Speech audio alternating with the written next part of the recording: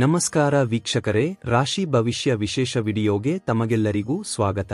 ವೃಷಭ ರಾಶಿ ಮತ್ತು ವೃಷಭ ಲಗ್ನದವರಿಗೆ 2026 ಫೆಬ್ರವರಿ ತಿಂಗಳ ರಾಶಿ ಭವಿಷ್ಯ ಯಾವ ರೀತಿಯ ಫಲಗಳನ್ನು ನೀಡಲಿದೆ, ನೀವು ಏನನ್ನು ನಿರೀಕ್ಷಿಸಬಹುದು ಎನ್ನುವ ಸಂಪೂರ್ಣ ಮಾಹಿತಿಯನ್ನು ಈ ವಿಡಿಯೋದಲ್ಲಿ ನಾನು ಕೊಡುತ್ತೇನೆ. ಅದಕ್ಕೂ ಮುನ್ನ ಈ ವಿಡಿಯೋವನ್ನು ಕೊನೆಯವರೆಗೂ ನೋಡಿ, ಲೈಕ್ ಮಾಡಿ ಮತ್ತು ಸಬ್ಸ್ಕ್ರೈಬ್ ಮಾಡಿಕೊಳ್ಳಿ. ಮರೆಯದೆ ಕಾಮೆಂಟ್ ಬಾಕ್ಸ್ನಲ್ಲಿ ಜೈ ಆಂಜನೇಯ ಎಂದು ಕಾಮೆಂಟ್ ಮಾಡಿ. ಸ್ನೇಹಿತರೆ, ವೃಷಭ ರಾಶಿ ಮತ್ತು ವೃಷಭ ಲಗ್ನದವರಿಗೆ ಈ ಬರುವಂತಹ ತಿಂಗಳಲ್ಲಿ ಗುರುವಿನ ಸ್ಥಾನ ಬದಲಾವಣೆಯಾಗುತ್ತಿದೆ. ಗುರುವಿನ ಬಲ ಈ ಸಮಯದಲ್ಲಿ ನಿಮಗೆ ಕ್ಷೀಣಿಸುತ್ತಿದೆ.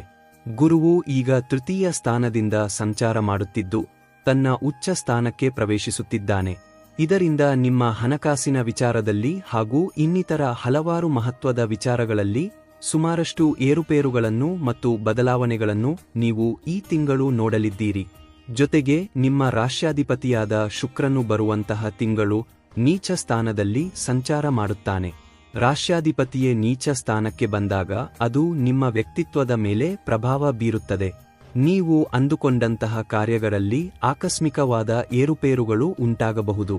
ಇದು ನಿಮ್ಮ ಕೆಲಸದ ವೇಗದ ಮೇಲೆ ಪರಿಣಾಮ ಬೀರುತ್ತದೆ. ಷಷ್ಠ ಸ್ಥಾನದಲ್ಲಿ ಮಂಗಳ, ರವಿ ಮತ್ತು ಬುಧನ ಸಂಯೋಗ ಈ ತಿಂಗಳು ಉಂಟಾಗುತ್ತಿದೆ.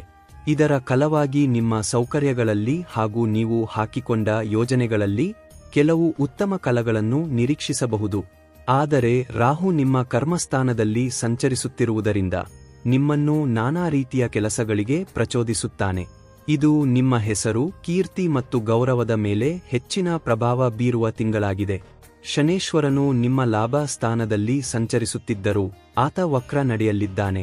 ಆದ್ದರಿಂದ ಅಂದುಕೊಂಡ ಕೆಲಸಗಳಲ್ಲಿ ಯಶಸ್ಸು ಮತ್ತು ವೈಕಲ್ಯ ಇವೆರಡನ್ನೂ ನೀವು ಸಮಾನವಾಗಿ ಎದುರಿಸಬೇಕಾದ ಸಾಧ್ಯತೆಗಳು ಹೆಚ್ಚಾಗಿ ಇರುತ್ತವೆ.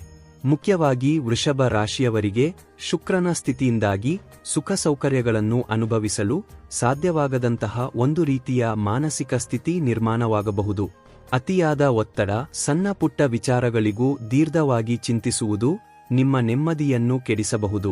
ಇದರಿಂದ ನಿಮ್ಮ ಸಾಮರ್ಥ್ಯ ಹಾಗೂ ಆತ್ಮವಿಶ್ವಾಸದ ಮಟ್ಟ ಸ್ವಲ್ಪ ಇಳಿಮುಖವಾಗಬಹುದು. ಬೇರೆಯವರಿಂದ ನಿಮಗೆ ಸಿಗಬೇಕಾದ ಗೌರವ ಸಿಗುತ್ತಿಲ್ಲ ಎನ್ನುವ ಭಾವನೆ ನಿಮ್ಮನ್ನು ಕಾಡಬಹುದು. ಕುಟುಂಬದಿಂದ ಸ್ವಲ್ಪ ದೂರವಿರುವ ಅಥವಾ ಡಿಟ್ಯಾಚ್ಮೆಂಟ್ ಅನುಭವವಾಗಬಹುದು. ಎಲ್ಲಾ ಸೌಕರ್ಯಗಳು ಇದ್ದರೂ ಅದನ್ನು ಅನುಭವಿಸುವ ಮನಸ್ಥಿತಿ ಇರುವುದಿಲ್ಲ.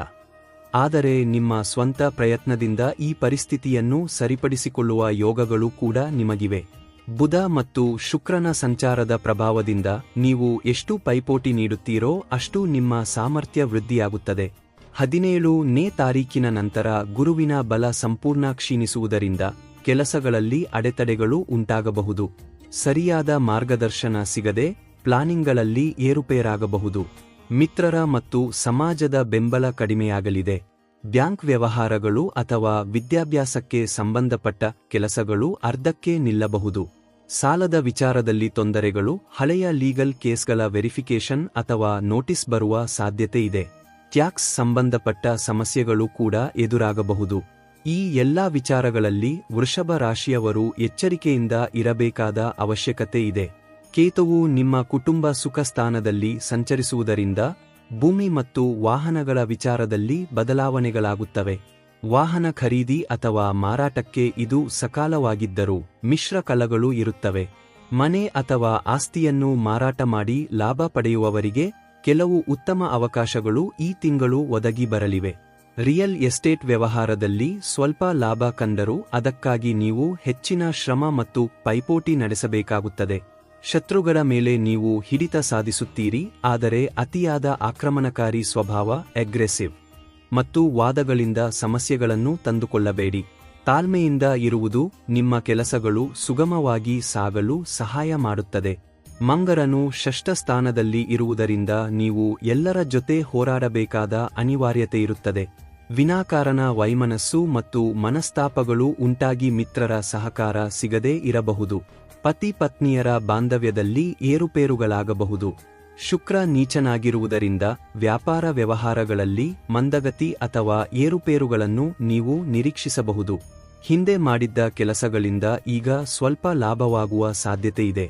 ದಶಮದ ರಾಹು ನಿಮ್ಮನ್ನು ಕಾರ್ಯತತ್ಪರರನ್ನಾಗಿ ಮಾಡುತ್ತಾನೆ. ಬುಧ ಮತ್ತು ರವಿ ಷಷ್ಠ ಸ್ಥಾನದಲ್ಲಿ ಇರುವುದರಿಂದ ವ್ಯಾಪಾರದಲ್ಲಿ ಬರಬೇಕಾದ ನಿಮ್ಮ ಪಾಲಿನ ಲಾಭ ಕೈ ಸೇರುತ್ತದೆ. ಆದರೆ ಸೂರ್ಯ ನೀಚನಾಗಿರುವುದರಿಂದ ಸರ್ಕಾರಿ ಕೆಲಸಗಳಲ್ಲಿರುವವರಿಗೆ ಪ್ರಮೋಷನ್ ಸಿಕ್ಕರೂ ಅದರ ಪೂರ್ಣ ಸಮಾಧಾನ ಇರುವುದಿಲ್ಲ. ನಿಮ್ಮ ಆಡಳಿತ ಅವಧಿಯಲ್ಲಿ ಕೈಕೆಳಗಿನವರು ಅಥವಾ ಸಹೋದ್ಯೋಗಿಗಳು ನಿಮ್ಮ ಹೆಸರನ್ನು ದುರುಪಯೋಗಪಡಿಸಿಕೊಳ್ಳುವ ಸಾಧ್ಯತೆ ಇದೆ. ಇದರಿಂದ ನಿಮಗೆ ನಷ್ಟವಾದರೆ ಎದುರಿಗಿನ ವ್ಯಕ್ತಿಗಳಿಗೆ ಲಾಭವಾಗಬಹುದು. ಗುರು ತೃತೀಯದಲ್ಲಿದ್ದಾಗ ಮೇಲಧಿಕಾರಿಗಳಿಂದ ಅಥವಾ ರಾಜಕಾರಣಿಗಳಿಂದ ಕಿರುಕುಳ ಮತ್ತು ಒತ್ತಡ ಉಂಟಾಗಬಹುದು. ಪದಚ್ಯುತಿಯಂತಹ ಘಟನೆಗಳು ನಡೆಯದಂತೆ ಎಚ್ಚರವಹಿಸಿ.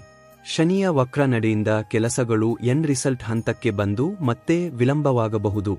ಮರು ಪ್ರಯತ್ನ ಮಾಡುವುದು ಅನಿವಾರ್ಯವಾಗುತ್ತದೆ. ಆರೋಗ್ಯದ ಬಗ್ಗೆ ಹೆಚ್ಚಿನ ಕಾಳಜಿ ವಹಿಸಿ. ಮುಖ್ಯವಾಗಿ ಶ್ವಾಸಕೋಶ, ಪಿತ್ತಕೋಶ, ಕೊಲೆಸ್ಟ್ರಾಲ್ ಮತ್ತು ರಕ್ತ ಸಂಚಾರಕ್ಕೆ ಸಂಬಂಧಿಸಿದ ತೊಂದರೆಗಳು ಕಾಣಿಸಿಕೊಳ್ಳಬಹುದು.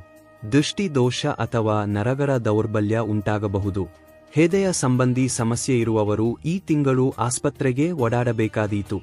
ಕೋರ್ಟ್, ಕಚೇರಿ ಅಥವಾ ಪೊಲೀಸ್ ಸ್ಟೇಷನ್ ವಿಚಾರಗಳಿಂದ ಆದಷ್ಟೂ ದೂರವಿರಿ. ಮಂಗರನ ಪ್ರಭಾವದಿಂದ ನೀವು ಪೈಪೋಟಿಗೆ ಇಳಿಯುತ್ತೀರಿ, ಆದರೆ ಅದು ಸುಲಭವಾಗಿ ಇತ್ಯರ್ಥವಾಗುವುದಿಲ್ಲ. ಸಂಬಂಧಿಕರ ಅಥವಾ ಮಿತ್ರರ ಆರೋಗ್ಯದ ಬಗ್ಗೆ ಅಶುಭ ಸಮಾಚಾರ ಕೇಳುವ ಸಾಧ್ಯತೆಯೂ ಇರುತ್ತದೆ. ಈ ಮಿಶ್ರ ಕಲಗಳನ್ನು ಸರಿಪಡಿಸಿಕೊಳ್ಳಲು ಗುರುವಿನ ಆರಾಧನೆ ಮಾಡಿ. ಗುರುವಾರ ಹಳದಿ ವಸ್ತ್ರ ಧರಿಸಿ, ಕಡಲೆಕಾಳು ದಾನ ಮಾಡಿ ಮತ್ತು ಸಿಹಿ ಪ್ರಸಾದ ಹಂಚಿ.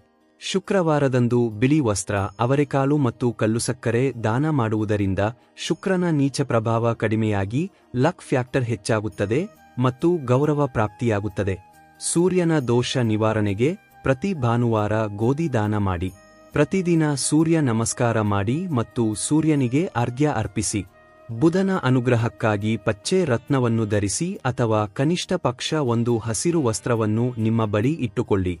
ಇದರಿಂದ ಹಣಕಾಸು ಮತ್ತು ಲೀಗಲ್ ಸಮಸ್ಯೆಗಳು ಬಗೆಹರಿದು ಸೌಕರ್ಯಗಳು ದೊರೆಯುತ್ತವೆ. ಎಲ್ಲರಿಗೂ ಶುಭವಾಗಲಿ. ಧನ್ಯವಾದಗಳು.